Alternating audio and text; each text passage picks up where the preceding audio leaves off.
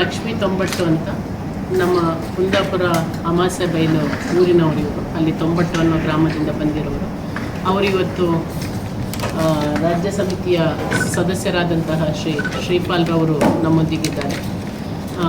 ನಮ್ಮೆಲ್ಲರ ಸಮಕ್ಷಮದಲ್ಲಿ ಅವರು ಇವತ್ತು ಶರಣಾಗತಿ ಆಗ್ತೇನೆ ಅಂತ ಬಂದಿದ್ದಾರೆ.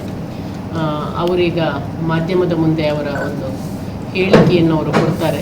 ಇವಾಗ ನೀನು ಮಾರ್ತಿರೋ ಪರಿಸ್ಥಿತಿ ನೋಡಿ, ಟಿ ವಿಯಲ್ಲಿ ಬಂದಿರೋ ನ್ಯೂಸ್ ನೋಡಿ, ಇವಾಗ ಸಿದ್ದರಾಮಯ್ಯನವರು ಕೊಟ್ಟಿರುವ ಅವಕಾಶವನ್ನು ಉಪಯೋಗಿಸ್ಕೋಬೇಕಂತೇಳಿ ಜನವಾಹಿನಿಯಲ್ಲಿ ಬಂದಿದ್ದೀನಿ. ಅದಕ್ಕಾಗಿ ನಾಕೆ ಸಿದ್ದರಾಮಯ್ಯರು ನಾಕೆ ಹೆಲ್ಪ್ ಮಾಡಬೇಕಂತೇಳಿ ಡಿಮ್ಯಾಂಡ್ಸು ಮಾಕೆ ಊರಿಗೆ